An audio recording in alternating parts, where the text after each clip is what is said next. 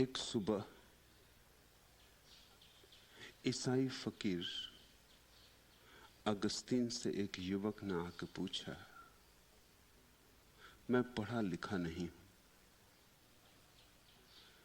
ग्रामीण हूं, गंवार हूं, धर्म शास्त्रों की बातें मेरी समझ में नहीं आती,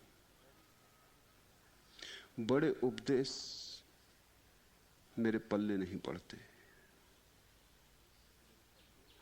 आपने तो उस प्रभु को देखा है, आप मुझे 2 शब्दों में सार की बात कह दें, ऐसी कि मैं उसे गांठ बांध लूं, ऐसी कि भुलाना भी चाहूं अपने अज्ञान में तो भी भुला ना पाऊं, ऐसी कि चिंगारी बन जाए मेरे भीतर। कहते हैं अगस्तीन, जो कभी किसी प्रश्न के उत्तर देने में न झिझका था, क्षण भर को झिझक गया और उसने आंखें बंद कर ली। उसके शिष्य बड़े चकित हुए। बड़े विद्वान आते हैं, बड़े पंडित आते हैं, बड़े धर्मशास्त्री आते हैं।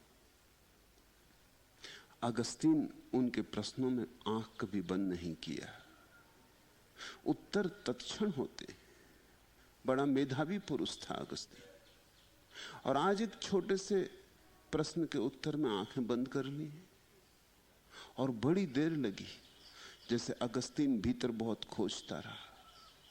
फिर उसने आंख खोली और उसने कहा, तो फिर एक शब्द याद रखो, प्रेम। उसमें सब आ जाता है, सब धर्म, सब धर्म शास्त्र, सब नीतियां, सब आदर्श। एक शब्द याद रखो, फिर प्रेम। और प्रेम जीवन में आ गया तो सब आ जाएगा। फिर तुम फिक्र छोड़ो परमात्मा की, तुम प्रेम को संभाल लो। प्रेम के धागे में बंधा हुआ परमात्मा अपने आप आ जाता है। अगस्तीन का यह उत्तर अत्यधिक मूल्यवान है। सारे धर्मों का सार प्रेम है,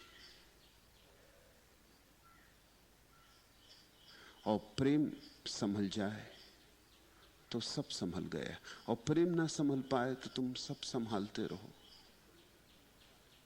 फिर सब औपचारिक है, उसका कोई मूल्य नहीं। और यह बात भी महत्वपूर्ण है कि अगस्तीन को सोचना पड़ा। किसी ने रूजवेल्ट को एक बार पूछा कि आप व्याख्यान देते हैं तो आपको तैयारी करनी पड़ती होगी, कितनी तैयारी करनी पड़ती? रूजवेल्ट ने कहा, निर्भर करता है। अगर 2 घंटे बोलना हो तो तैयारी बिल्कुल नहीं करनी पड़ती, फिर तो जो भी बोलना है बोले चला जाता हूं।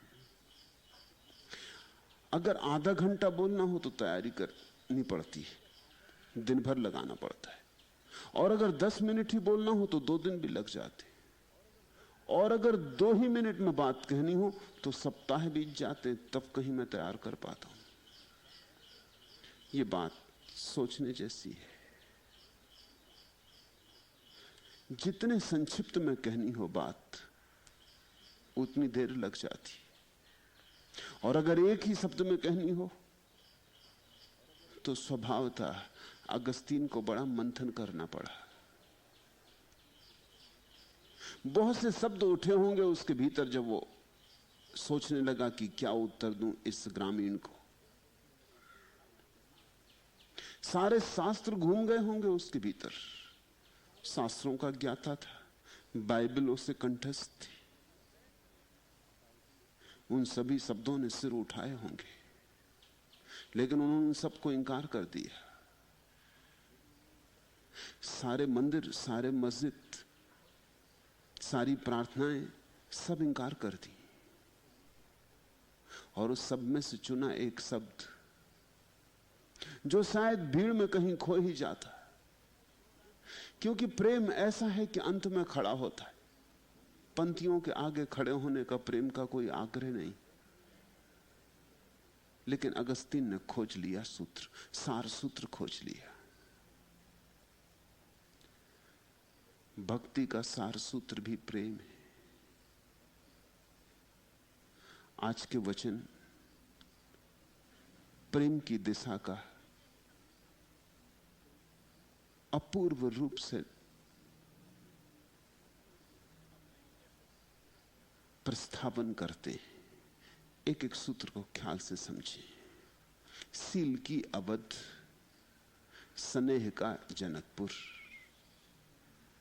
सत्य की जानकी ब्याह कीता, मन ही दुल्हा बने आपू रघुनाथ जी, ज्ञान के मोर सिर बांध लीता। प्रेम बारात जब चली है उमगी के, छिमा बिछाए जनवास दीता। भूप अहंकार के मान को मर्दी के, धीरता धनस को जाए जीता। सारी राम की कथा इन थोड़े से शब्दों में आ गई। सारा रामचरित मानस।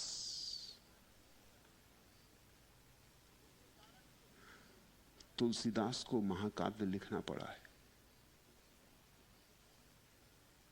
पूरा महाकाव्य पलटू के इन थोड़ी सी पंक्तियों में आ गया। बाकी सब प्रतीक कथाएं, बाकी सब व्याख्याएं, समझाने की बातें, सार की बात आ गई। सील की अवध कहते हैं अयोध्या, जहां राम जन्मे और जिए, जहां राम रहे और राजा बने। कौन सी अयोध्या की बात हो रही? वो जो बाहर अयोध्या है उसकी बात हो रही तो चूक जाओगे। फिर जाके सिर पटक आना अयोध्या नगरी में, कर आना तीर्थ यात्रा, और कहीं ना पहुंचोगे। जेब खाली करके लौट आओगे, आत्मा भरी हुई नहीं लौटेगी। जो पास था वो भी गमाओगे, लाओगे कुछ भी नहीं। इतना सस्ता थोड़ी है कि खरीद ली टिकट और चले अयोध्या। इतना सस्ता थोड़ी है कि मरते वक्त चले गए और अयोध्या में ही रहने लगे, कि वहीं राम की कृपा से तर जाएंगे। पलटू कहते हैं सील की अवध। अगर सच्ची अयोध्या खोजनी हो तो सील की। सील और चरित्र दो शब्द समझने जैसे, दोनों का भाषा कोश में एक ही अर्थ है, लेकिन जीवन के कोश में बड़े भिन्न अर्थ हैं। चरित्र कहते हैं आयोजित सील को, और सील कहते हैं स्वस्पंदित चरित्र को। फर्क भारी है, जमीन आसमान जितना। भाषा कोश के धोखे में मत पड़ना। चरित्र कहते हैं अपने पर जबरदस्ती आरोपित आचरण। तुम्हें कुछ पता नहीं है क्या ठीक है, लोगों ने कहा यह ठीक है। भय प्रलोभन में तुम वैसा करने लगे। तुम्हारे अनुभूति से नहीं जन्मा तुम्हारा जीवन, तुम्हारा आचरण तुम्हारी प्रतीति से नहीं उमगा। ये तुम्हारा साक्षात्कार नहीं। लोग कहते हैं क्रोध बुरा है, लोगों ने समझाया है, तुम पैदा हुए थे तब से समझा रहे हैं कि क्रोध बुरा है। किताबों में लिखा है क्रोध बुरा है, स्कूलों में सिखाया जा रहा है क्रोध बुरा है, मंदिरों में समझाया जा रहा है क्रोध बुरा है। तुम्हारे चारों तरफ एक हवा संस्कार की पैदा की जा रही कि क्रोध बुरा है, और क्रोधी असम्मानित होता है, अक्रोधी की पूजा है। तुम्हारे अहंकार को फुसलाया जा रहा है कि अगर तुम क्रोध ना करोगे तो सम्मानित होगे, और अगर क्रोध करोगे तो अपमानित होगे। यही नहीं, परलोक में भी परमात्मा प्रतीक्षा करेगा। अगर तुमने क्रोध ना किया, तुम्हारे स्वागत को बंधनवार लगा के स्वर्ग के द्वार पर खड़ा रहेगा। और अगर क्रोध किया तो नरक में दबोचे जाओगे, आग में जलाए जाओगे, शैतान के द्वारा सताए जाओगे। तो तुम्हें भय दिया जा रहा है, प्रलोभन दिया जा रहा है, तुम्हारे अहंकार को फुसलाया जा रहा है कि क्रोध मत करना। फिर इन सब बातों में तुम पड़ गए और तुमने एक आचरण निर्मित कर लिया। जब क्रोध आया तो दबा दिया, क्रोध आया पी गए। कहते ना क्रोध पी गए। कहां पियोगे? जब कोई चीज पीते हो तो पेट में चली जाती। जब क्रोध को पी लोगे तो क्रोध पेट में इकट्ठा होगा। जब क्रोध को पी लोगे तो तुम्हारे खून में चला जाएगा। जब क्रोध को पी लोगे तो तुम्हारे हड्डी मांस मज्जा में समा जाएगा। जब क्रोध को पी लोगे तो तुम्हारे अचेतन में क्रोध के ज्वालामुखी जलने लगेंगे। ऊपर ऊपर शांति होगी, भीतर भीतर आग। तुम दोहरे आदमी हो जाओगे, तुम पाखंडी हो जाओगे।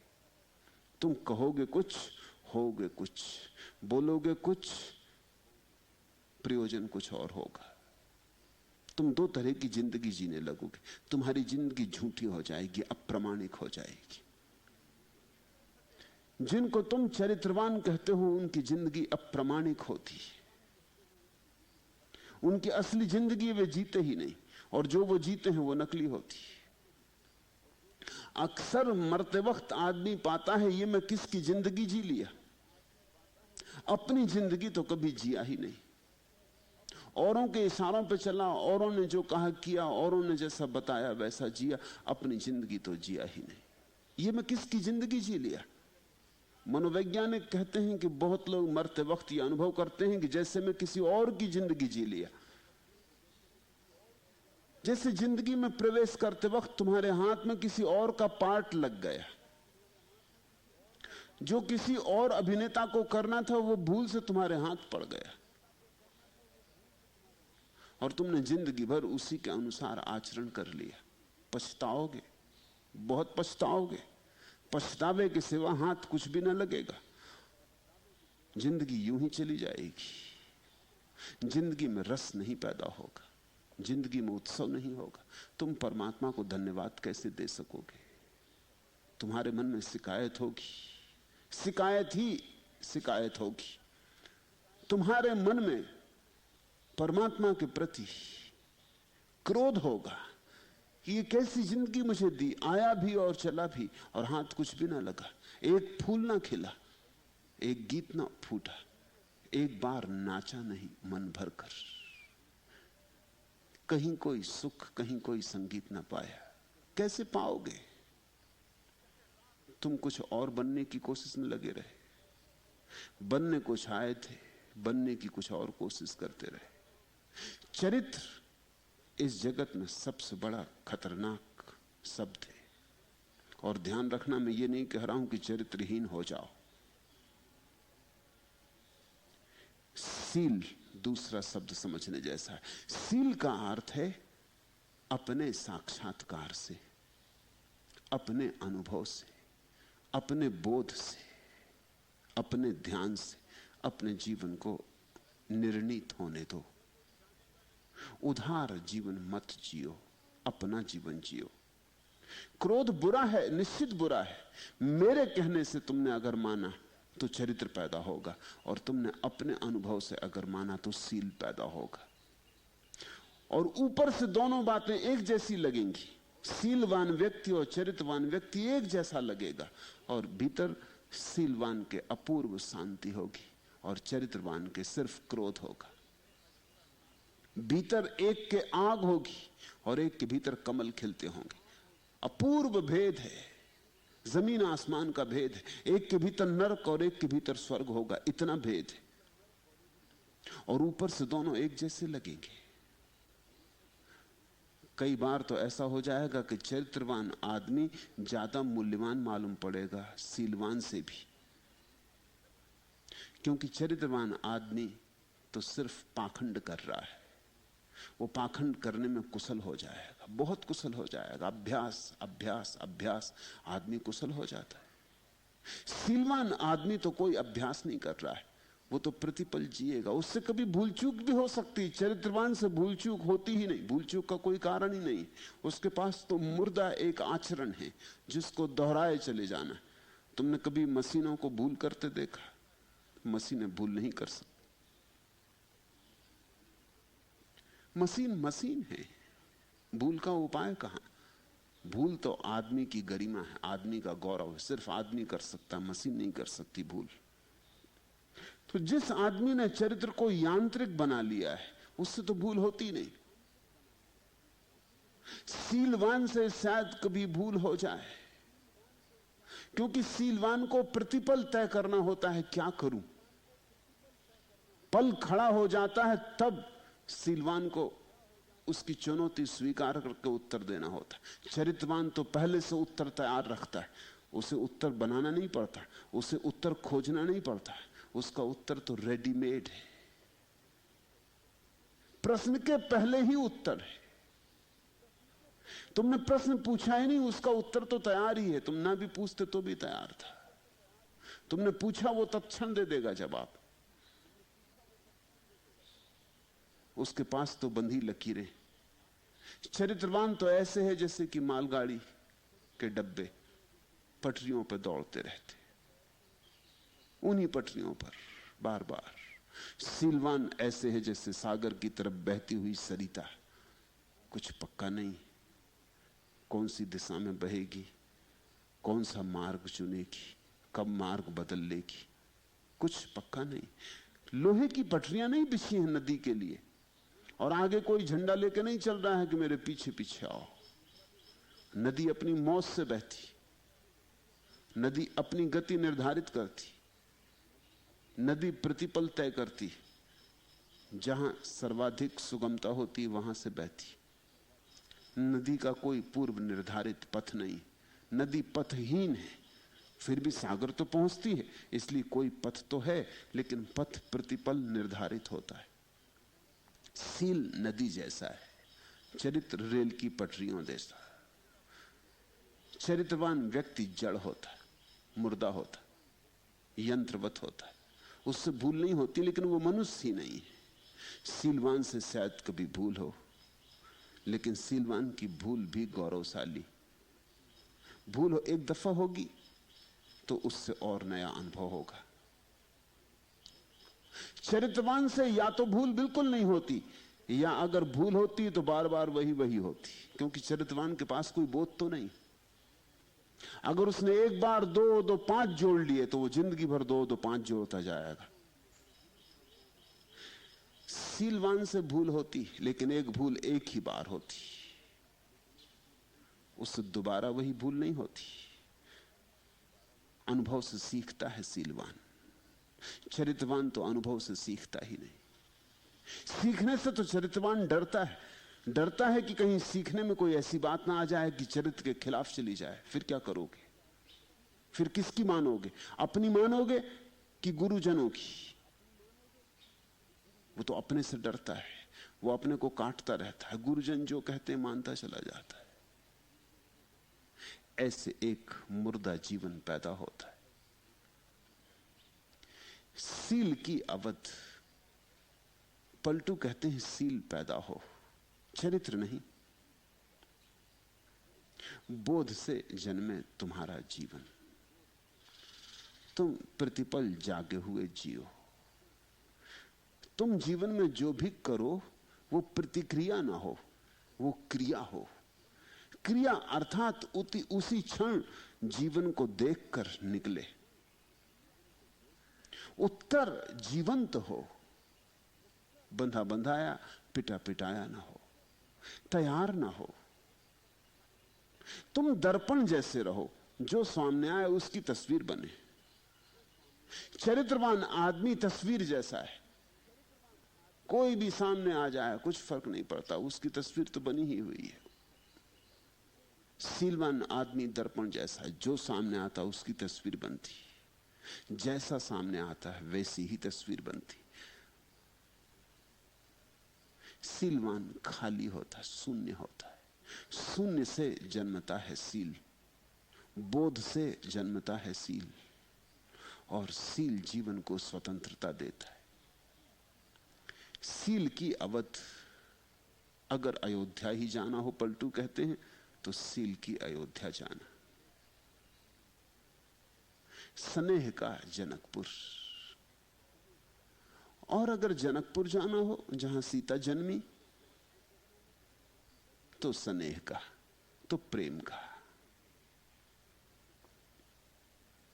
स्नेह और प्रेम में भी थोड़ा सा फर्क है, उसे भी ख्याल में ले लेना। स्नेह और प्रेम, प्रेम में थोड़ी सी वासना मालूम पड़ती, स्नेह में कोई वासना नहीं रह जाती। प्रेम में थोड़ा सा दंश रहता है, वासना का, मोह का, भोग का। स्नेह शुद्ध प्रेम है।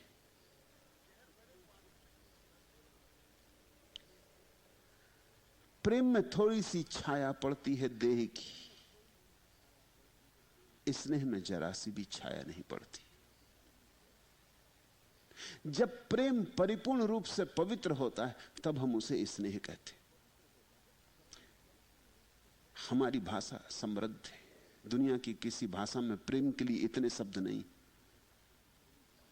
और इतने बारीक भेदों को बताने वाले शब्द नहीं। अंग्रेजी में तो एक ही शब्द है, लव। तो किसी भी चीज से प्रेम हो तो उसी एक शब्द का उपयोग करना पड़ेगा। तो लोग कहते हैं हमें आइसक्रीम से बहुत प्रेम है,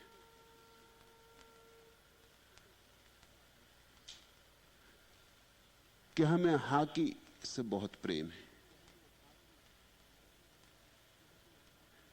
कि हमें शराब से बहुत प्रेम है, कि हमें परमात्मा से बहुत प्रेम है। अब आइसक्रीम और परमात्मा दोनों के लिए एक ही शब्द उपयोग करना पड़े, यह भाषा जरा दरिद्र हो गई। हमारी भाषा समृद्ध है, हमारे पास बहुत शब्द हैं, उनमें ये दो शब्द महत्वपूर्ण हैं। प्रेम का अर्थ होता है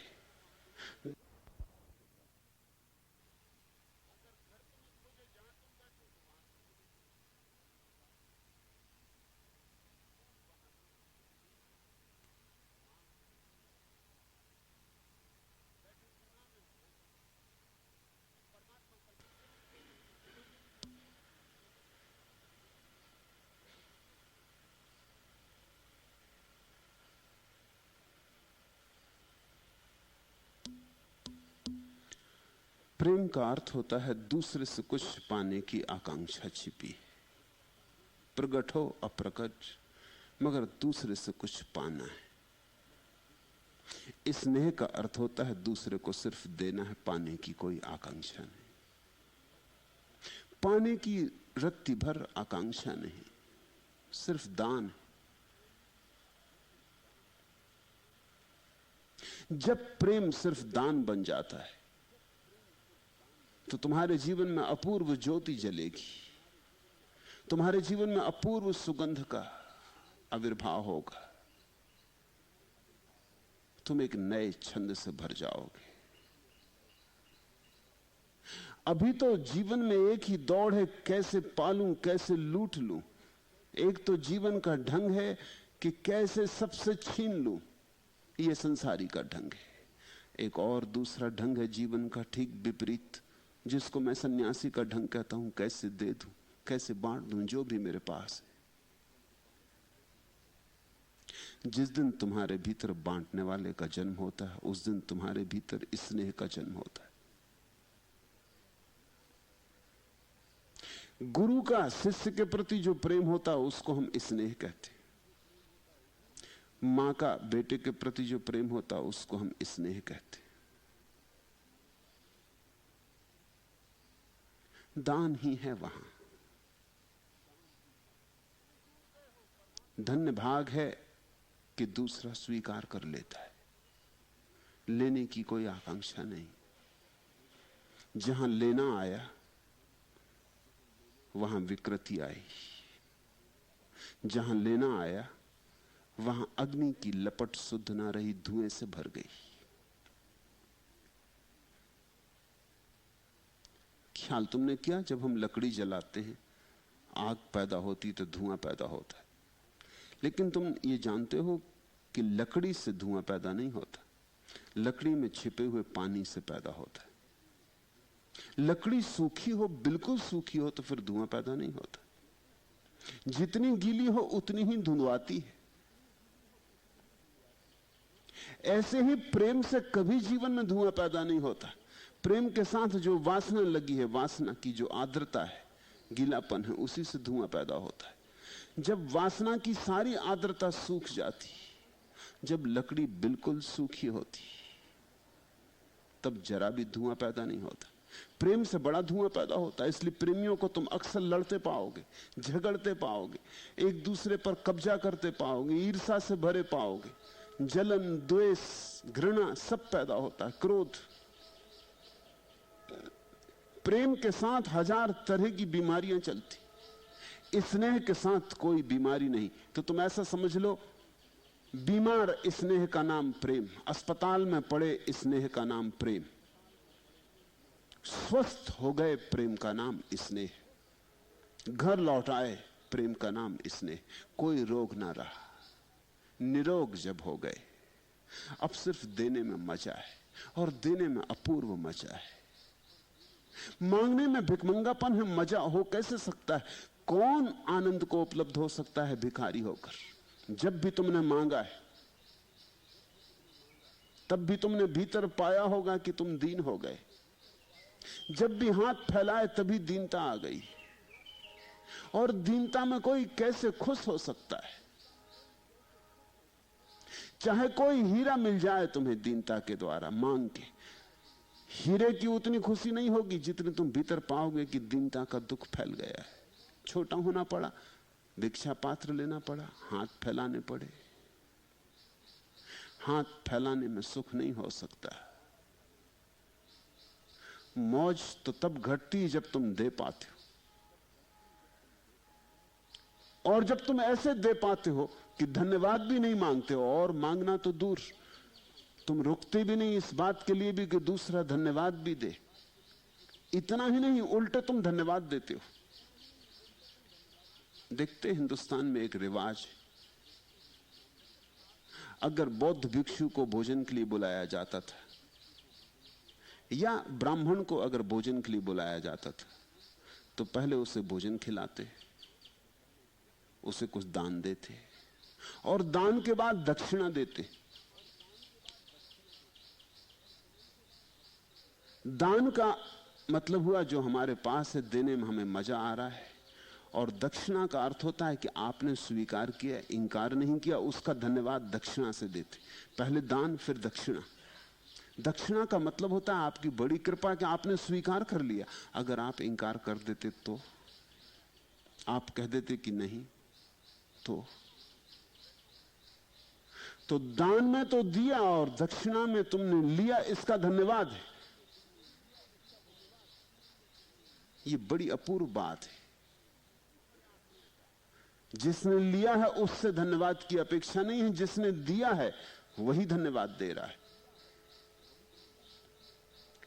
स्नेह का यही अर्थ होता है। सील की अवध, स्नेह का जनकपुर। अयोध्या चाहिए तो सील को जन्माओ, और जनकपुर बनना है जिसमें सीता का जन्म हो सके, तो स्नेह को जन्माओ। राम का जन्म होगा अगर सील हो, सीता का जन्म होगा अगर स्नेह हो। राम और सीता की कथा में तुमने एक बात देखी,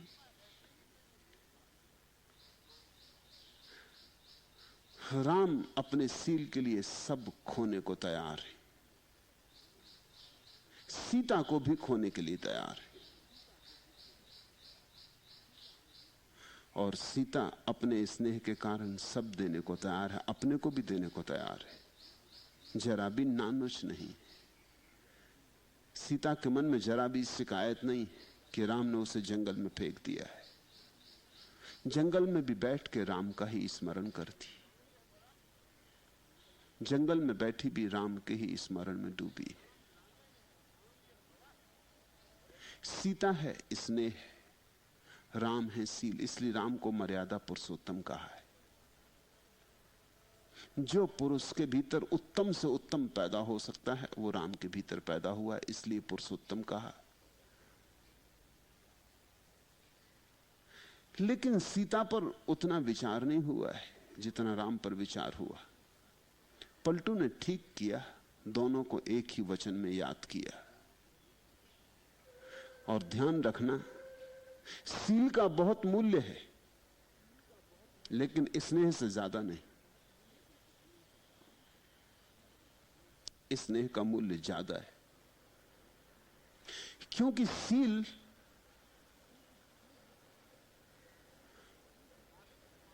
फिर भी एक व्यवस्था है।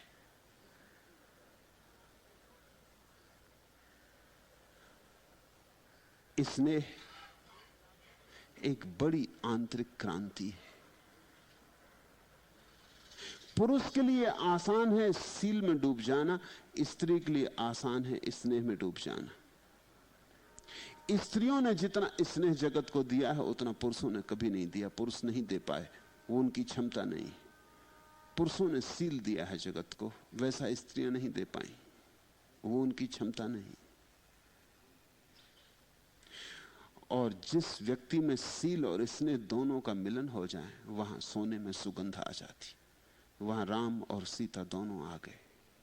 तुमने ख्याल किया, हमने सदा ही जब भी याद किया है अपने सत्पुरुषों को तो हमने स्त्रियों को पहले रखा। हम कहते हैं सीताराम, हम कहते हैं राधा कृष्ण, स्त्री को पहले रखा। क्यों? स्त्रीण हृदय का जो मूल्य है, स्नेह का जो मूल्य है वो सील से ज्यादा है।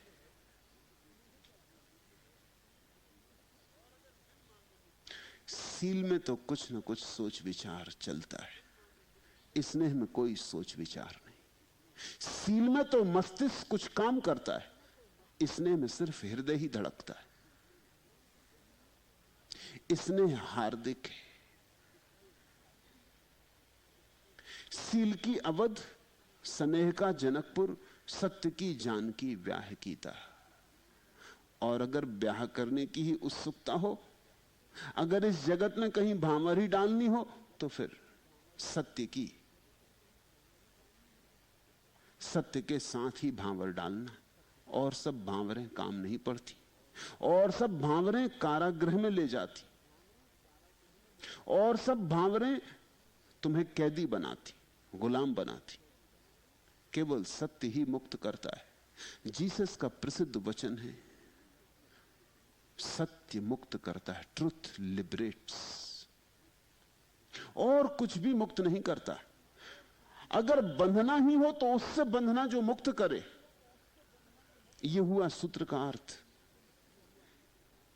उससे मत बंध जाना जो और बांध ले, वैसे ही तुम बंधे हो। ऐसी चीज से मत बंध जाना जो तुम्हें और बांध ले, वैसे ही काफी बंधे थे, अब और बंधन की जरूरत नहीं। अब तो कुछ ऐसी चीज का साथ पकड़ना जो तुम्हें मुक्त करे। इसलिए गुरु को हम सद्गुरु कहते हैं। सद्गुरु का अर्थ होता है सतगुरु, जिसके भीतर सत्य विराजमान हुआ है और उसके माध्यम से तुम मुक्त हो सकोगे। सत्य की जानकी ब्याह कीता, मन ही दुल्हा बने आपू रघुनाथ जी। और अगर दूल्हा ही बनना हो तो भीतर जो छिपा हुआ आप है, वो जो आत्मा है, उसको ही बना लेना। सत्य की जानकी से विवाह कर लेना, दूल्हा अपनी आत्मा को बना लेना। मन ही दुल्हा बने आपू रघुनाथ जी, ज्ञान के मोर सिर बांध लीता। ज्ञान का मोर मुकुट बांध लेना।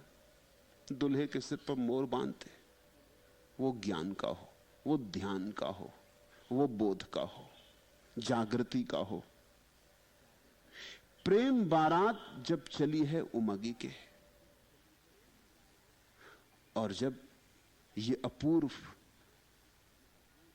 अभियान शुरू हो, ये प्रेम की बारात निकले, तो उमंग से निकले।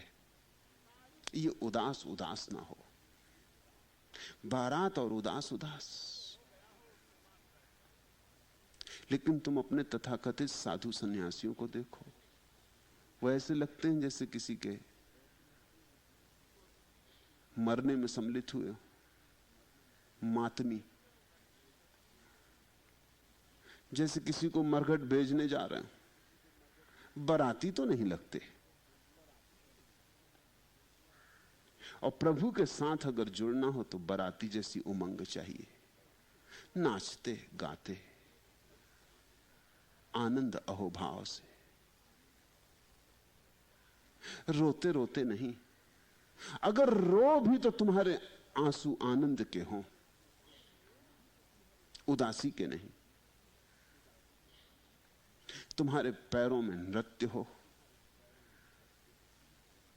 तुम्हारे जीवन में उमंग हो, उत्साह हो, ऊर्जा हो। ऐसी बारात बनाना। प्रेम बारात जब चली है उमंगी के, क्षमा बिछाए जनवास दीता। और अगर कहीं ठहराना हो इस प्रेम की बारात को तो क्षमा में। इसका कहीं जनवास तो करना ही पड़ेगा, तो क्षमा में। उदासी ना हो, उदासीनता ना हो, उपेक्षा ना हो, यह भक्ति का सार सूत्र है। उदास आदमी परमात्मा से टूट जाता है। उदासी से कैसे जुड़ोगे? तुमने देखा, जब कोई आदमी उदास होता है तो उससे संवाद करना तक मुश्किल हो जाता है। अगर उदास आदमी के पास तुम जाओ तो तुम पाओगे उसके चारों तरफ एक दीवार है जिसके भीतर प्रवेश करना कठिन है। उदास आदमी अपने में बंद हो जाता है। उदास संकोच लाता है। प्रफुल्लित आदमी खुल जाता है, जैसे कली खिल गई, जैसे बीज फूट पड़ा, अंकुर निकल आया। प्रसन्न आदमी से संबंध बनाना बड़ा सरल होता है, बड़ा सरल होता है। जो आदमी मुस्कुरा रहा है उससे दोस्ती बनानी बड़ी आसान होती है, उससे संवाद करना बहुत आसान होता है। लंबे चेहरे, उदास चेहरे, गंभीर चेहरे, उनके साथ संबंध बनाना कठिन हो जाता, उनसे सेतु नहीं बनता। जब ये साधारण हालत है तो तुम उस हालत को तो सोचो जब तुम परमात्मा से मिलने चले। उदास चेहरे लेके जाओगे, मिलन नहीं हो सकेगा। तुम्हारा उदास चेहरा ही बाधा बन जाएगा। नाचते हुए जाओ, जो भी गया है नाचता हुआ गया है। कभी कभी नाच प्रकट होता है, कभी कभी अप्रगट होता है, ये बात दूसरी। बुद्ध भी नाचते हुए ही गए। हां, ये बात सच है कि वो मीरा जैसे प्रकट नहीं नाच रहे, उनका नृत्य बहुत आंतरिक है, शरीर स्थिर है, भीतर ध्यान नाच रहा है, आंतरिक है नृत्य। मीरा अंतर बाहर दोनों में नाच रही। और अंतर बाहर दोनों में नाच सको तो फिर कंजूसी क्या करनी, दोनों में ही नाचना। अगर अड़चन ही हो बाहर नाचने की तो अंदर तो नाचना ही। लेकिन तुम्हारे केंद्र पर तो नृत्य की घटना घटनी चाहिए। प्रेम बारात जब चली है उमगी के, क्षमा बिछाए जनवास दीता। तुम्हारे भीतर प्रेम का आनंद उमकता रहे और तुम्हारे चारों तरफ क्षमा की वर्षा होती रहे। तुम्हारे भीतर से कभी भी क्रोध ना उठे। वो जो तुम्हारे नुकसान करने वाले हैं, जो तुम्हारे शत्रु हैं, उनके प्रति भी प्रेम का भाव ही उठे तो क्षमा। भूप अहंकार के मान को मर्दी के। और एक अहंकार है जिसके मान का मर्दन कर देना है। एक अहंकार है जो तुम्हारे और परमात्मा के बीच पर्दा बना हुआ है। हर प्रेम में अहंकार का पर्दा ही रुकावट डालता है। भूप अहंकार के मान को मर्दी के, थीरता धनुष को जाए जीता। थीरता, थिरता, अकंप चितन की दशा, जिसको कृष्ण ने स्थिति प्रज्ञ कहा है। जब चैतन्य बिल्कुल स्थिर हो जाता, कोई कंपन नहीं उठते। कंपन का अर्थ होता है मांग, वासना, इच्छा। कंपन का अर्थ होता है दौड़। कंपन का अर्थ होता है असंतोष, जैसा हूं वैसा काफी नहीं, कुछ और चाहिए, धन चाहिए, पद चाहिए, प्रतिष्ठा चाहिए। कंपन का अर्थ होता है कोई भी मुझे डुला जाता है। कोई आदमी स्तुति कर गया और तुम एकदम फूल के कुप्पा हो गए। मैंने सुना है एक राजनेता जंगल में भटक गया, मनुष्यों को खा जाने वाले आदमखोरों ने उसे पकड़ लिया। वे उसे पकड़ के अपने प्रधान के पास ले गए। प्रधान ने तत्क्षण लोगों से कहा उसकी जंजीरें छोड़ो। उसे बड़े अच्छे आसन पर बिठाया और उसकी बड़ी प्रशंसा की। उसके अनुयायी तो बड़े हैरान हुए। अन्य आदमखोरों ने कहा आप ये क्या कर रहे हैं, हम भूखे हैं और कई दिन से आदमी खाने को नहीं मिला और इसको बिठा के आप प्रशंसा कर रहे हैं, जल्दी इसका खात्मा किया जाए और भोजन तैयार किया जाए। उसने कहा तुम जरा ठहरो, मैं राजनेताओं को जानता हूं। एक बार गणतंत्र उत्सव में भाग लेने में दिल्ली भी गया था। मैं राजनेताओं को जानता हूं, तुम जरा ठहरो। उन्होंने कहा हम समझे नहीं बात क्या। उसने कहा कि बात यह कि पहले इसकी स्तुति करने दो, ये फूल का कुप्पा हो जाएगा।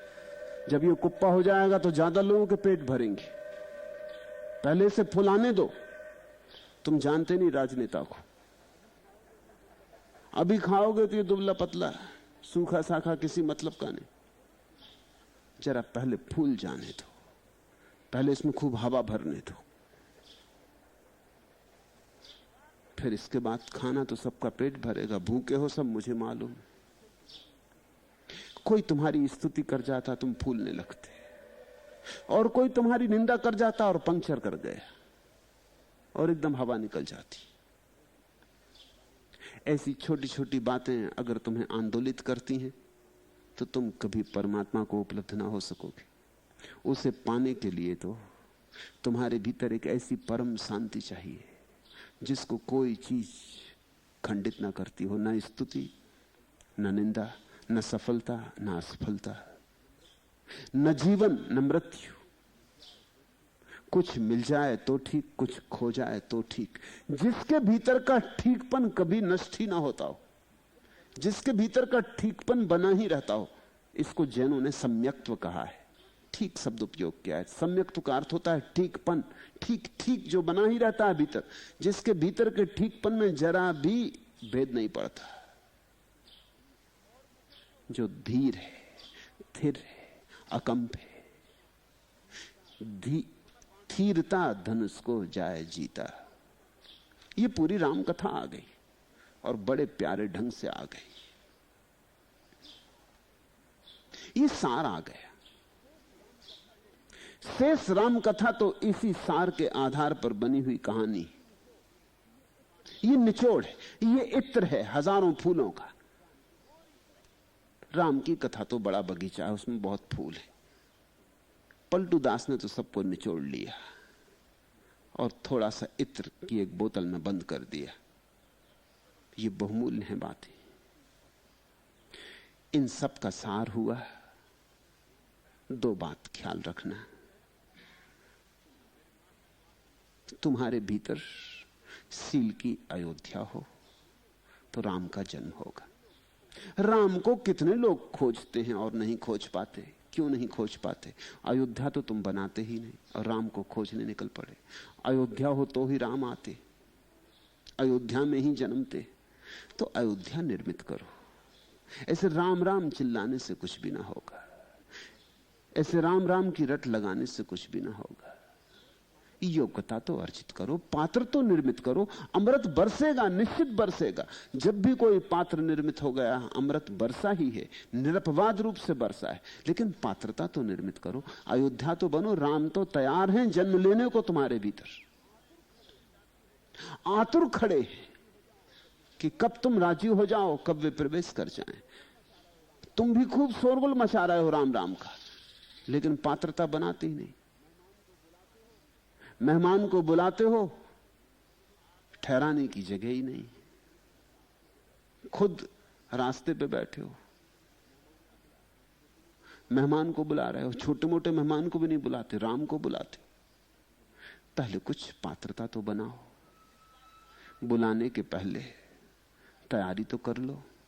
अतिथि तो आएगा, आतिथ्य तो बन जाओ। मेहमान आए उसके पहले मेजबान को तो तैयार कर लो।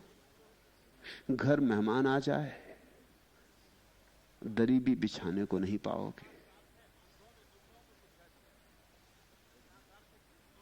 तब बड़ी भद्द होगी, बड़ी फजीयत होगी। तुम्हें फजीयत से बचाने के लिए राम तुम्हारी सुन के आते नहीं।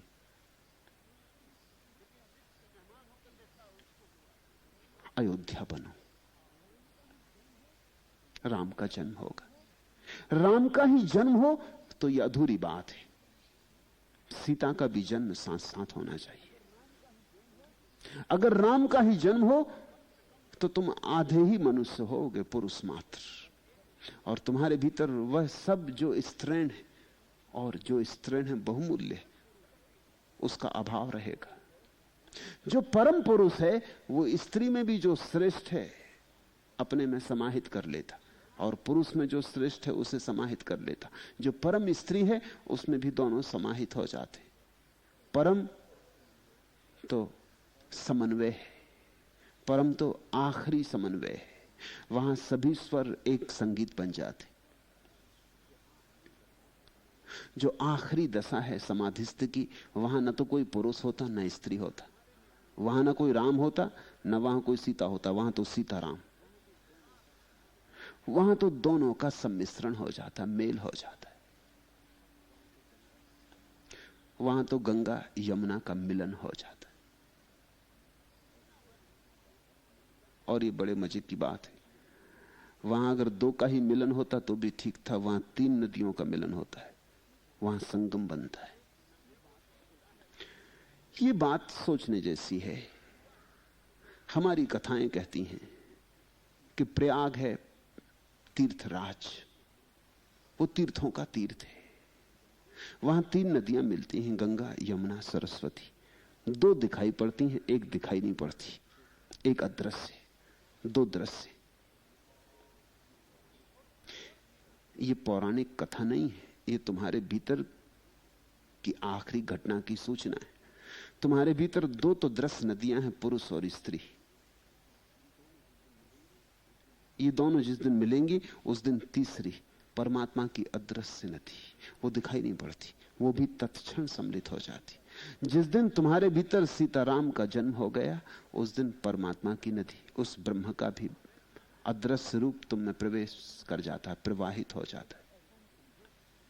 इसे ऐसा ही समझो, न तो पुरुष बच्चे को जन्म दे सकता है और न स्त्री। जब पुरुष और स्त्री का संभोग होता है तब किसी क्षण में जीवन प्रवेश करता है, वो अदृश्य धारा है। साधारण जगत में भी रोज वही घटता है, मगर तुम देखते नहीं। तुम तो आंख होते अंधे हो, कान होते बहरे हो। कोई पुरुष बच्चे को जन्म नहीं दे सकता, कोई स्त्री बच्चे को जन्म नहीं दे सकती। स्त्री पुरुष के मिलन पर कहीं अज्ञात लोक से जीवन प्रवेश करता है। वो जीवन दिखाई नहीं पड़ता कहां से आता, कैसे आता है, मगर ये 2 मिलते हैं और तीसरा मिल जाता है। जैसा शरीर के जीवन में घटता है वैसा ही अंतिम आत्मा के जीवन में भी घटता है। तुम्हारे भीतर राम और सीता का मिलन होता है और ब्रह्म की धारा उसमें प्रवाहित हो जाती, वो परम जीवन है। वही घटना रोज घट रही जब एक बच्चे का जन्म होता है। अगर तुम जीवन को आंख खोल के देखने लगो तो किन्हीं शास्त्रों में जाने की कोई भी जरूरत नहीं। यहां सारी बात लिखी ही पड़ी, वेद में नहीं है, कुरान में नहीं है, बाइबल में नहीं। यहां सारी बात चारों तरफ लिखी पड़ी। जीवन की छोटी छोटी घटनाओं में शास्त्रों का शास्त्र छिपा है। हर बच्चा त्रिवेणी और हर समाधिस्थ परमहंस भी त्रिवेणी। और इसलिए हम ये भी कहते हैं कि जब कोई परमहंस दशा को उपलब्ध हो जाता तो उसका दोबारा जन्म हुआ, वो द्विज हुआ, वो फिर से बालवत हो गया, उसने अपने को जन्म दे लिया। ये राम और सीता की बात थोड़ी और भी समझ लेनी जरूरी है। पश्चिम में शरीर शास्त्र के संबंध में बहुत खोजें हो रही, तो वो कहते हैं मनुष्य के मन के दो हिस्से हैं, आधा हिस्सा पुरुष का, आधा हिस्सा स्त्री का, प्रत्येक के भीतर।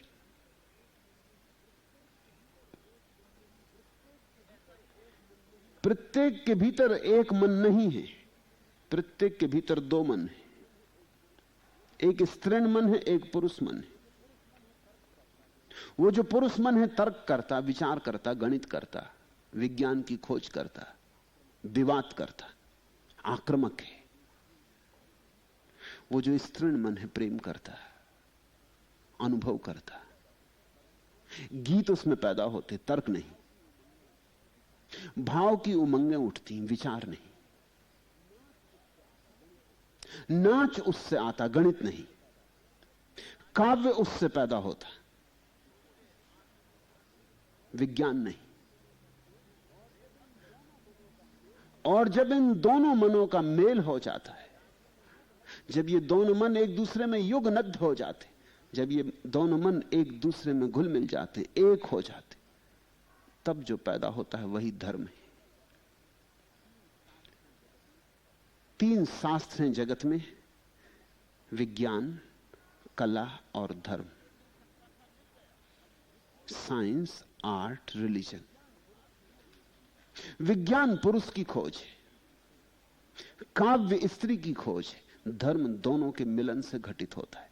मगर जब दो मिलते हैं तो तीसरा भी आ मिलता है, वो अदृश्य है, वो चुपचाप आ जाता है। वो कब आ जाता है दो के मिलन पर पता भी नहीं चलता। इधर दो मिले कि तुम अचानक तीसरे को मौजूद पाते हो। जहां दो हैं वहां तीसरा भी है।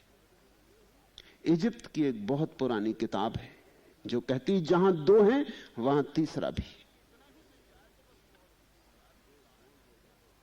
और दो गौण हो जाते हैं जहां तीसरा है, क्योंकि तीसरा परम है, वह आत्यंतिक है। तुम्हारे भीतर मस्तिष्क और हृदय का मेल होना चाहिए। मस्तिष्क पुरुष, हृदय स्त्री। तुम्हारे भीतर अनुभूति और विचार का मेल होना चाहिए, तर्क और भाव का मेल होना चाहिए। तुम्हारे भीतर इनका विवाद चलता रहे तो तनाव होगा, तुम दो खंडों में बटे रहोगे। और जब तक तुम दो खंडों में बटे रहोगे तब तक तुम्हारे भीतर एक तरह की कलह चलती रहेगी, चैन नहीं होगी। लोग इतने बेचैन क्यों हैं?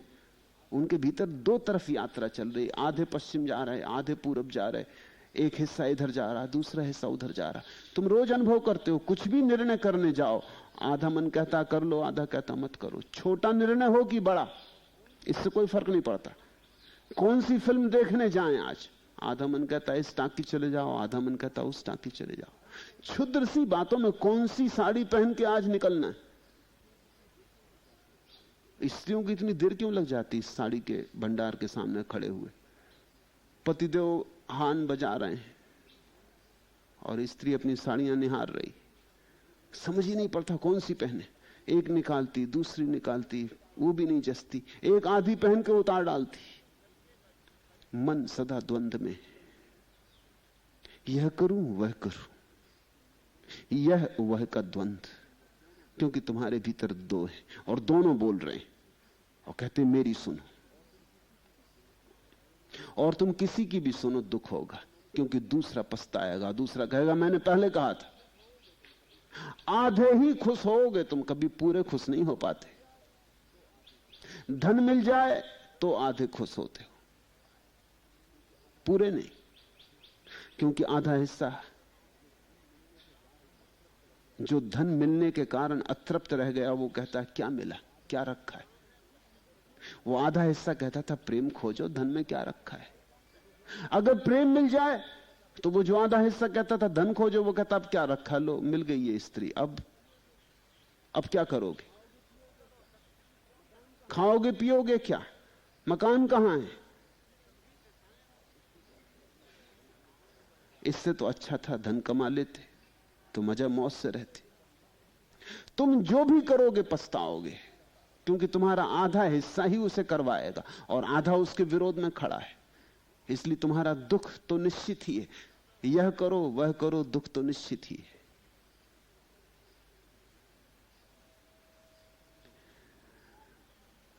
कैसे सुख होगा? सुख होगा तुम्हारे भीतर एक समरसता है। तुम्हारे ये दो विपरीत लड़ने वाले खंड, तुम्हारे भीतर ये कौरव और पांडव लड़े ना, इनके भीतर दोस्ती बन जाए, ये साथ साथ हो जाए, ये महाभारत बंद हो। समस्त ध्यान की प्रक्रियाएं, समस्त भक्ति की प्रक्रियाएं अंततः तुम्हारे भीतर इसी स्थिति को पैदा करवाती, एक समस्वरता, एक लयबद्धता, जहां विपरीत खो जाते, जहां विरोध विलीन हो जाता है, जहां तुम एक ही हो जाते हो, दो नहीं रहते। यही तो सारी अद्वैत की शिक्षा है, जहां तुम एक ही हो जाते हो, दो नहीं रहते। जब तक दो हो तब तक अड़चन है। इसलिए भक्ति की जो आत्यंतिक परिणति है वो भगवान से एक हो जाना है, या भगवान को अपने में एक कर लेना, या तो भगवान में डूब जाना या भगवान को अपने में डुबा लेना, मगर एक ही बचे। प्रेम गली अति सांकरी, तामे दो न समाए। मैंने सुना है महाराष्ट्र में बड़े संत हुए ज्ञानदेव, वो गुरु गोरखनाथ की परंपरा के संत थे। संतों की परंपरा चलती, परंपरा से ही असली बात चलती। जो बात लिख दी जाती है उसका असली अर्थ खो जाता है। परंपरा का अर्थ होता है कान से कान से, कान कान से चलती। परंपरा का अर्थ होता है जिसने जाना उसने उसको जनाया जिसे अभी ज्ञात नहीं था। जब उसने जान लिया उसने फिर किसी और को जनाया। सूफी इसी को सिलसिला कहते हैं। दुनिया में सिलसिले चलते हैं, परंपराएं चलती। एक गुरु से किसी शिष्य को उपलब्ध होता है, फिर वही शिष्य उस गुरु की संपदा का मालिक हो गया। बुद्ध को मिला तो महाकाश्यप को दिया, फिर महाकाश्यप से तैरते तैरते उतरते उतरते बोधि धर्म को मिला, फिर बोधि धर्म चीन चला गया और चीन में एक नई परंपरा शुरू हो गई, एक नया सिलसिला शुरू हो गया। मोहम्मद को मिला, फिर मोहम्मद से और फकीरों को मिला, मिलते मिलते एक सिलसिला शुरू हुआ। किसी एक को प्रथम जो होता है परमात्मा से मिलता है, वो भी सिलसिला है। कोई एक अपने को ऐसा समर्पित कर देता है कि उसके भीतर परमात्मा को सीधा ही बोलना पड़ता है, मध्यस्थ की जरूरत नहीं होती। जिस व्यक्ति के भीतर परमात्मा सीधा बोलता है उसी व्यक्ति से धर्म की शुरुआत होती है, सिलसिला होता है।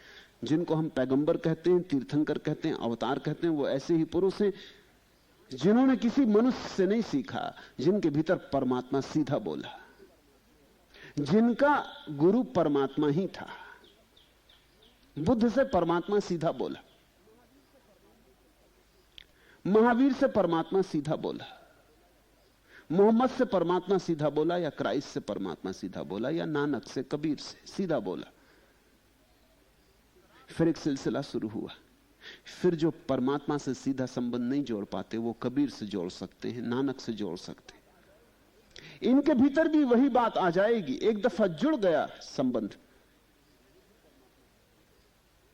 तो ये भी परमात्मा से जुड़ गए, लेकिन इन्हें जरूरत पड़ी एक मध्यस्थ की। दुनिया में बहुत थोड़े से लोग हैं जो बिना मध्यस्थ के परमात्मा को जान पाएंगे, क्योंकि उसके लिए इतना समर्पण चाहिए जितना समर्पण साधारण आदमी से जुटाने की अपेक्षा नहीं की जा सकती।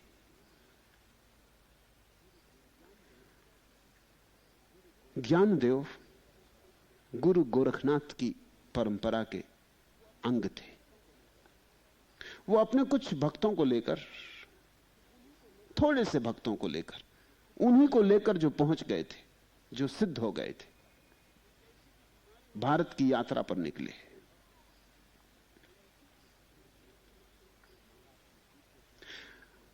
महाराष्ट्र में दूसरे प्रसिद्ध संत हुए नामदेव। नामदेव तब तक संत नहीं थे। उन्होंने भी ज्ञानदेव से प्रार्थना की मुझे भी ले चलें। ज्ञानदेव ने कहा कि तू अभी कच्चा है, ये बात नामदेव को बहुत अखरी। कच्चा भक्ति भाव उनका बड़ा था। विठोबा के मंदिर में दिन रात लगे रहते थे, विठोबा विठोबा विठोबा, 24 घंटे स्मरण चलाते थे। और ज्ञानदेव ने कह दिया कच्चा। उन्होंने कहा क्या कच्चापन? ज्ञानदेव ने कहा यही कि तू अभी भी ये विठोबा विठोबा विठोबा लगाए रखता है। अभी 2 हैं इसलिए कच्चा, जब एक रह जाएगा तब पक्का। अभी तेरा घड़ा आग में पड़ा नहीं, अभी पका नहीं।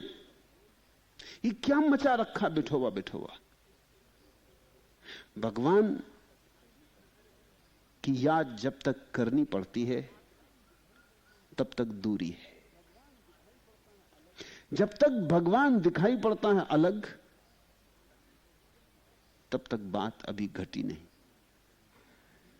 जिस दिन भगवान भीतर ही विराजमान हो जाता है, जिस दिन भक्त और भगवान में कोई भेद नहीं रह जाता, जिस दिन भक्त ही भगवान हो जाता है, उस दिन पक्का। ज्ञानदेव ने कहा मैं पक्कों को ले जा रहा हूं, कच्चे को मैं नहीं ले जा सकता।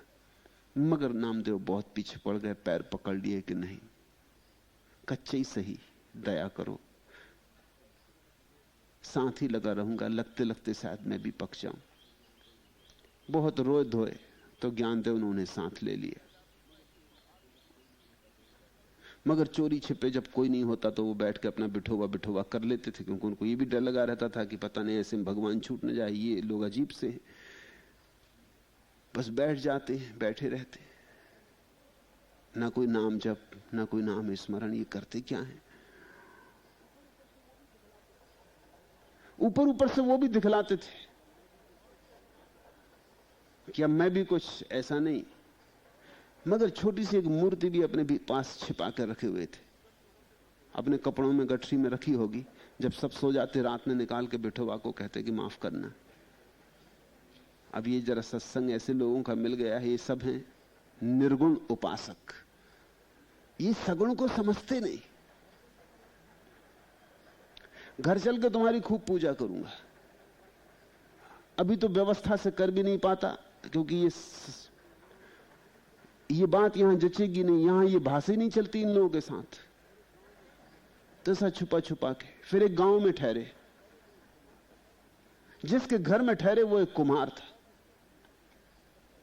सुबह बैठे थे धूप में, सब बैठे थे, कुम्हार भी बैठा था। वो कुम्हार भी बड़ा पहुंचा हुआ सिद्ध था, इसलिए उसके घर में ठहरे थे ज्ञानदेव। वो भी गुरु गोरखनाथ की परंपरा का अंग था, अज्ञात था, उसके नाम का कुछ पता नहीं। लेकिन बात जाहिर करवाने को ज्ञानदेव ने कहा कि भाई सुन, तू कुम्हार है, तुझे कच्चे पक्के घड़ों की परख है? उसने कहा जिंदगी हो गई, और तो मैं कोई काम करते नहीं, कच्चे पक्के घड़े ही। रात के अंधेरे में बता सकता हूं कि कौन कच्चा घड़ा कौन पक्का घड़ा है। तो उन्होंने कहा कि हमारे घड़े बैठे, इनमें कौन कच्चा है कौन पक्का। वो आदमी अपने घड़े पीटने के पिटने को उठा लाया जिससे घड़े पीटे जाते, और सब तो बैठे रहे। नामदेव बहुत डरे कि ये अजीब मामला है, क्या ये मारेगा या क्या करेगा। उसने लोगों की खोपड़ी बजानी शुरू कर दी। सब तो बैठे रहे, वो पक्के ही घड़े थे, वो खोपड़ी बजाता रहा, वो बैठे रहे। जब वो नामदेव की खोपड़ी बजाने लगा तो वो खड़े हो गए। उन्होंने कहा ये क्या पागलपन। वो तो क्रुद्ध हो गए, नाराज हो गए, झगड़ने को तैयार हो गए। उस कुम्हार ने कहा और सब तो पक्के घड़े हैं ज्ञानदेव महाराज, ये कच्चा है। ज्ञानदेव ने नामदेव को कहा कि देख, एक कुम्हार भी पहचान लेता है कि कौन कच्चा है। निकाल तेरा कच्चापन कहां छिपाया हुआ है, इसकी गठरी खोलो। गठरी में बिठोवा निकले, ये कच्चापन था। दो का भाव, परमात्मा दूजा है, उसको पुकारना है।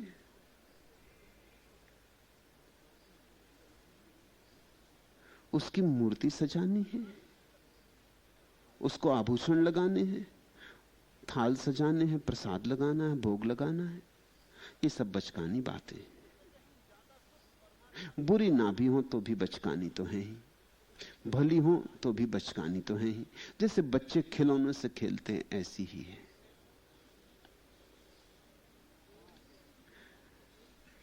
सार सूत्र याद रखो, एक हो जाना है।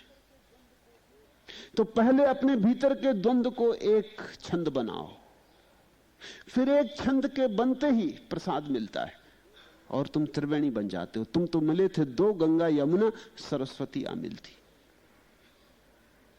सरस्वती को ज्ञान की नदी कहा है, सरस्वती को ज्ञान की देवी कहा है। वो भी ठीक है।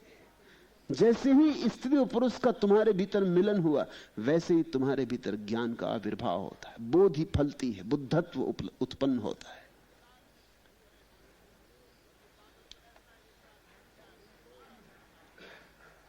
बामन तो भय जनेऊ को पहर के, बामनी के गले कुछ नहीं देखा। पलटू कहते हैं, अब वो जरा मजाक उड़ाते हैं उन सब की जो द्वंद्व में पड़े, द्वैत में पड़े, जिनको प्रेम का सार सूत्र समझ में नहीं आया।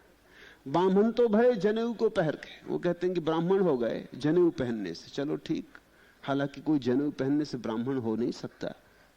ब्राह्मण तो वह जो ब्रह्म को जाने, जनेऊ पहनने से क्या होगा।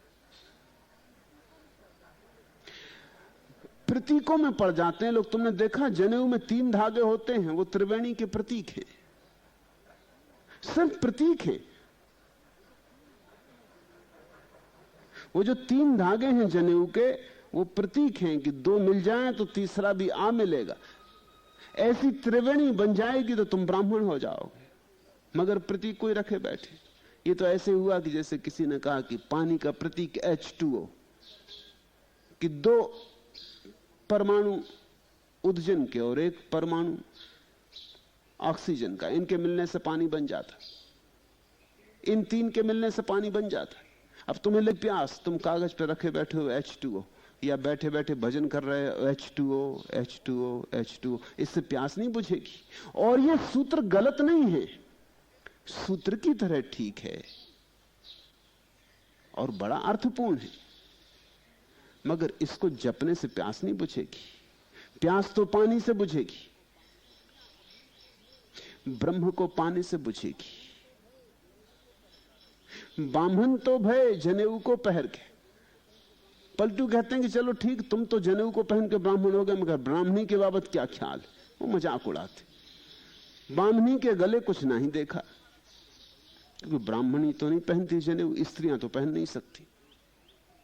आदमी ने इतनी जाति की है, पुरुष ने इतना अहंकार किया है सदियों से, और जिनको हम धार्मिक लोग कहते हैं उन्होंने भी, वस्तुतः उन्होंने ही। स्त्री को मोक्ष नहीं, स्त्री को वेद पढ़ने का हक नहीं। स्त्री की गणना शूद्रों में, एक तो शूद्रों की ही गणना गलत, फिर स्त्रियों को भी शूद्रों में डाल दिया।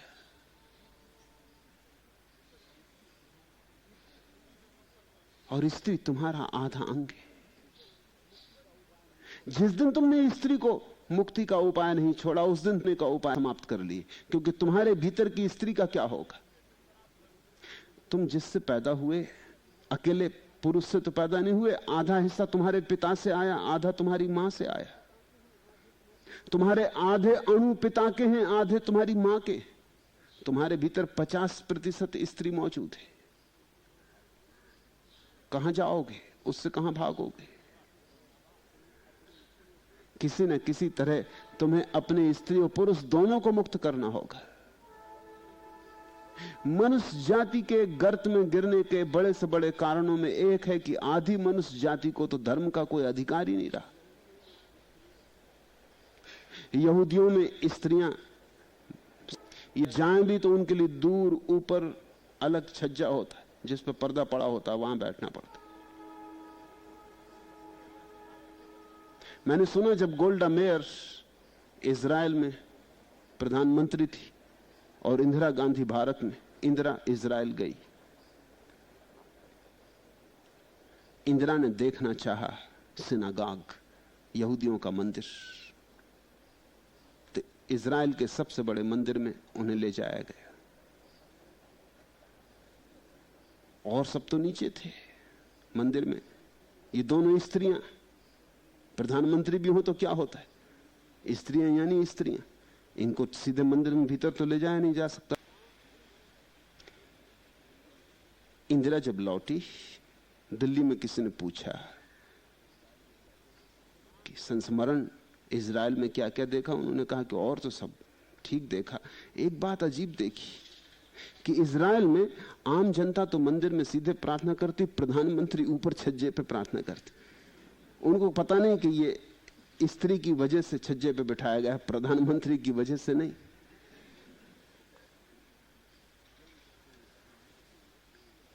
जैन कहते हैं स्त्रियों का कोई मोक्ष नहीं, स्त्री पर्याय से। मर के स्त्रियों को पहले पुरुष होना पड़ेगा, फिर मोक्ष हो सकता है। मोक्ष सिर्फ पुरुष का हो सकता है। इसलिए पलटू मजाक उड़ाते हैं, बामन तो भय जनेऊ को पहर के, बामनी के गले कुछ नहीं देखा।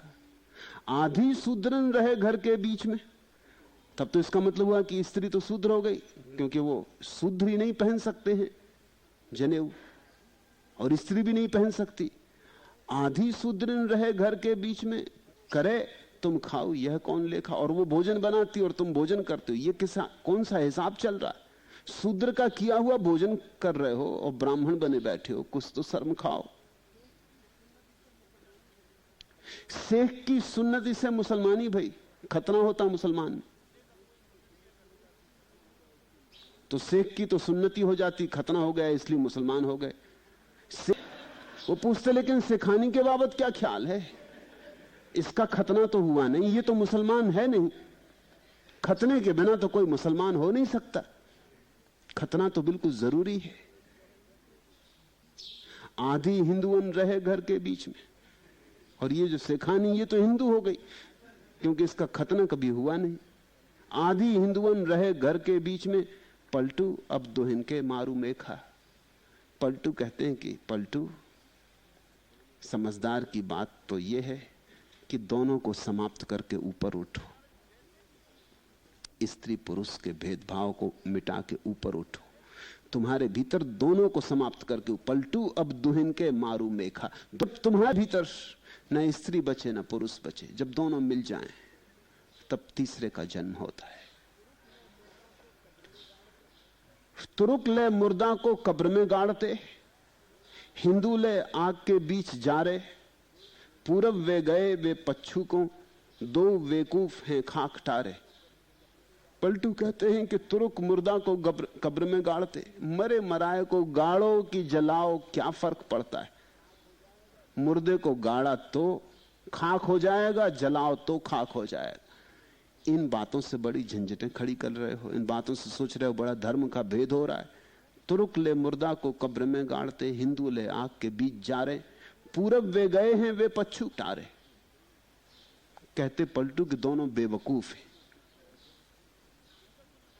दोनों बुद्धिहीन हैं, व्यर्थी खाक टार रहे हैं, व्यर्थी धूल के साथ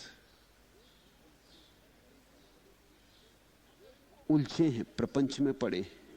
वे पूजे पत्थर को कवर में पूजते, भटक कई मुएदे शीस मारे। ये मूर्ति को पूजते हैं, पत्थर को, और मुसलमान मूर्ति के खिलाफ है लेकिन कब्र को पूजता है, और कब्र भी पत्थर से बनी। फर्क क्या है? वे पूजे पत्थर को, कब्र में पूजते, भट चारों तरफ मौजूद है। परमात्मा प्रतिपल चारों तरफ जीवंत के रूप में मौजूद है। मुर्दों की पूजा करोगे मुर्दे हो जाओगे, जैसी पूजा करोगे वैसे ही हो जाओगे, जिसकी पूजा करोगे वही हो जाओगे। अगर दुनिया में इतने मुर्दे चलते फिरते दिखाई पड़ते तो उसका कारण यही है कि मुर्दों की पूजा करते करते जीवंत के साथ संबंध जोड़ो। दास पलटू कहे साहिब है आप में, वो परमात्मा तुम्हारे भीतर बैठा है। अपनी समझ बिन दो ही हारे, मुसलमान और हिंदू अपनी खुद की समझ न होने के कारण हार गए। अपनी समझ चाहिए, न तो कुरान तुम्हारी समझ।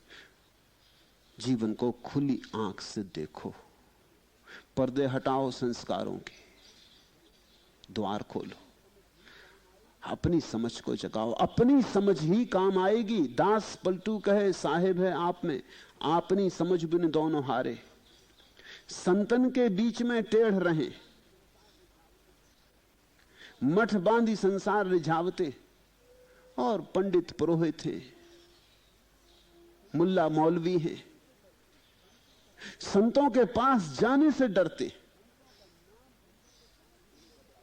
संतों का नाम उन्हें घबराता है। संतों के पास भी ले जाओ तो वहां अकड़ के खड़े हो जाते हैं। यही संत के बीच में टेढ़ रहे, वहां तो बिल्कुल खड़े हो जाएंगे अडिग, वहां झुक ना सकेंगे। मठ बांधी संसार रिझावते, मठ मंदिर बनाएंगे और संसार को झूठे प्रलोभन देंगे, स्वर्ग के प्रलोभन या नरक के भय, लोगों को फंसाएंगे। 10-20 शिष्य परमोध लिया। और ये दुनिया कुछ ऐसी है कि यहां मूल से मूल आदमी भी 10-20 शिष्य पा सकता है, इसमें कुछ अड़चन नहीं है। यहां इतने एक से एक पहुंचे हुए मूल पड़े कि अगर तुमने तय कर लिया तो तुम्हें भी 10-20 शिष्य मिल जाएंगे, इसमें कोई अड़चन नहीं। इसमें अड़चन ही क्या है? सबसे वह गोड़ धरावते, फिर वो 10-20 उनके पैर दाबने लगे, फिर दूसरों में भी सनक चढ़ती, ये बीमारियां छूत की होती, लगने लगती दूसरों में भी कि जब 10-20 पैर दाब रहे हैं तो कुछ होगा। आदमी इतना बंदर जैसा है। बंबई में मैं मृदुला के घर में मेहमान था। 2 सज्जन मुझे मिलने आए थे जो मुझे वर्षों से जानते हैं और हमेशा आते थे, कुछ नए नहीं थे। कम से कम 10 साल से निरंतर मुझे मिलने आते जब भी मैं बंबई होता। कभी उन्होंने 1 पैसा मेरे चरणों में नहीं रखा था। कोई बात। एक नए सज्जन मुझे मिलने आए, ये दोनों बैठे थे। उन नए सज्जन ने जल्दी से आके चरण छुए, 100 रुपए का एक नोट निकाल के मेरे पैर में रखा। मैं तो चकित हुआ। वो जो 2 बैठे थे जो 10 साल से आते थे, उनने भी जल्दी से 100-100 के नोट निकाल के। मैंने कहा भाई तुम्हें क्या हो गया?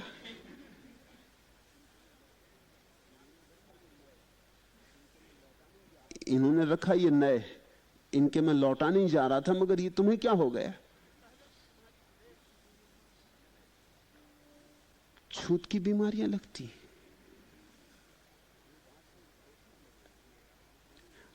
एक आदमी खांसने लगे यहां, अनेक की आदमी नकलची है। तुम 1 आध शिष्य बना लो, वो 1 आध 10-20 को ले आएगा। पलटू कहते हैं 10-20 शिष्य परमोध लिया, सबसे वह गोड़ धरावते हैं। संतन की बानी काट के जी, जोर जोर के आप बनावते। कुछ अपना अनुभव नहीं है, कुछ अपना साक्षात्कार नहीं, दूसरों की उधार बातें उन्हीं को दोहराते। अपनी आंख नहीं है। वेद का उद्धरण दे सकते और कुरान की आयत दोहरा सकते, लेकिन न वेद का कोई मूल्य है न कुरान का कोई मूल्य है जब तक तुम्हारे भीतर वेद का जन्म, तब तक तुम दोहरा सकते हो। कितनी ही शुद्ध भाषा में दोहराओ, तुम्हारे दोहराए का मूल्य 2 कौड़ी भी नहीं। अगर तुम्हें अपना अनुभव हो और संस्कृत भी ना आती हो और अरबी भी ना आती हो और तुम्हें भाषा का भी कोई ठीक पता ना हो, व्याकरण भी ना आती हो, तब भी कोई फर्क नहीं पड़ता। अगर तुम्हें अनुभव हुआ तो तुम्हारी टूटी फूटी भाषा में, तुम्हारे तुतलाने में भी परमात्मा की झलक होगी। पांडित से कोई संबंध धर्म का नहीं, अनुभव से। पलटू कोस 4-4 के गिरद में जी, सोई चक्रवर्ती कहलावते। और पलटू कहते बड़ा मजा चल रहा है, 2-4 कोस में 10-20 भक्त मिल गए हैं, वो चक्रवर्ती हो गए, पित हो गए। पलटू ये कह रहे हैं कि इन छोटी छोटी बातों में मत उलझ जाना और इन छोटे छोटे दुकानदारों में मत उलझ जाना। अगर हिम्मत हो तो किसी से विवाह रचाना जिसको सत्य मिलाओ। अगर हिम्मत हो तो किसी आंख वाले के साथ आंखें मिलाना, अगर हिम्मत हो तो किसी हिम्मतवर से दोस्ती गांठना। उस दोस्ती का कोई परिणाम हो सकता है, उससे क्रांति आ सकती है। बुझे दिए जला दिए क्या खोता है? तुम एक जलते दिए से 1000 दिए जला लो, जलते दिए का कुछ नहीं खोता। ऐसा थोड़ी कि 1000 दिए जला लिए तो जला हुआ दिया अब गरीब हो गया क्योंकि 1000 दिए जल गए। लेकिन 1000 दियों को कितना मिल गया ये तो सोचो, ये मजा तो देखो। जलते का कुछ भी नहीं खोता, बुझे को कितना मिल जाता है। जलता हुआ दिया कौन? जिसके पास अपनी रोशनी हो। और हमारी अड़चन यही है कि रोशन आदमी को हम नहीं पहचान पाते, क्योंकि रोशन आदमी अपनी भाषा बोलता है और हम संप्रदाय की भाषा पहचानते। संप्रदाय की भाषा का मतलब होता है अगर तुम हिंदू हो तो मेरे साथ तुम्हारा संबंध न जुड़ सकेगा। अगर तुमने ये सोचा कि मैं यहां वेद को दोहरा रहा हूंगा और अंधे की तरह वेद में जो कुछ कहा है सबको ठीक कहूंगा, तो फिर मुझसे संबंध न जुड़ सकेगा। मैं हिंदू नहीं हूं, मुझे वेद के साथ कुछ लेना देना नहीं। अगर कभी मैं वेद की किसी बात को सच भी कहता हूं तो इसीलिए कि वो मैंने अनुभव की है। बात तो मैं अपनी ही सच कहता हूं, वेद में भी लिखी है इसलिए वेद का भी उदाहरण दे देता हूं। लेकिन वेद में लिखे होने के कारण वो सच नहीं, मेरे अनुभव में आई है इसलिए सच। और जो मेरे अनुभव में आया है और वेद में उसके विपरीत लिखा है वो गलत है।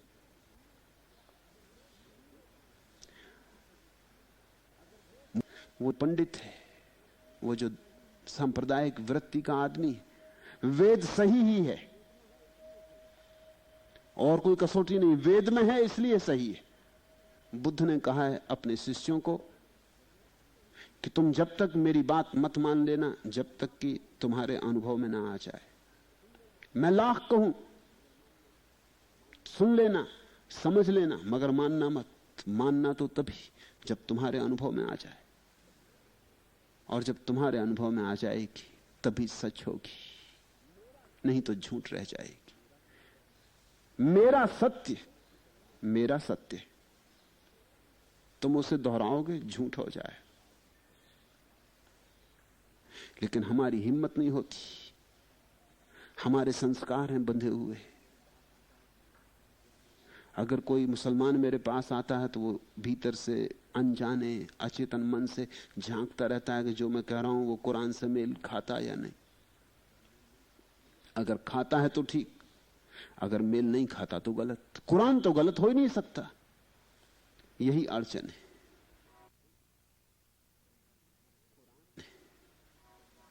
कुरान 1400 साल पुरानी किताब है, 1400 साल पुरानी भाषा है। फिर मोहम्मद एक ढंग के आदमी थे, मैं दूसरे ढंग का आदमी हूं। मेरी अभिव्यक्ति मेरी है, उनकी अभिव्यक्ति उनकी है। अगर तुम मुझे मोहम्मद से जांचने चले तो तुम्हारा मुझसे कोई संबंध न बन पाएगा।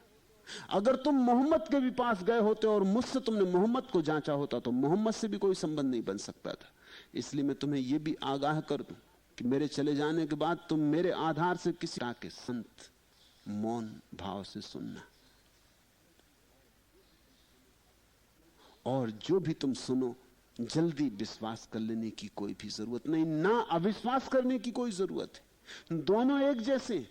कुछ लोग सुनते ही से विश्वास कर लेते और कुछ लोग सुनते ही से अविश्वास कर लेते। ये दोनों ही बातें जल्दबाजी की। न विश्वास की जल्दी करो, ना अविश्वास की। अनुभव की चिंता लो, सारी ऊर्जा अनुभव में लगाओ। तुमने मेरे से कोई बात सुनी, अब तुम परखना इसको अपने अनुभव में। अगर अनुभव कह दे कि ठीक तो ठीक, अनुभव कह दे गलत तो किसी ने भी कही हो, किसी बुद्ध पुरुष ने कही हो, कोई मूल्य नहीं रखती।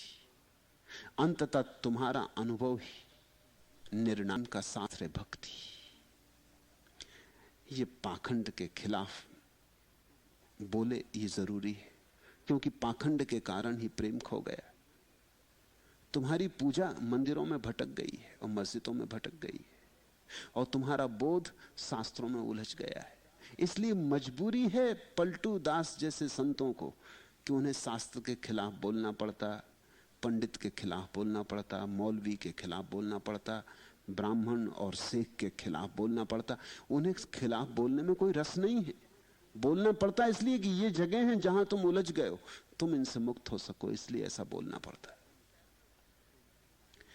अन्यथा प्रेम के शास्त्र को कोई खिलाफत नहीं। बीमारी ए हिजरा से शिफा पाई है, दिल की धड़कन से हम आहंग हैं यूं मौजे नसीम।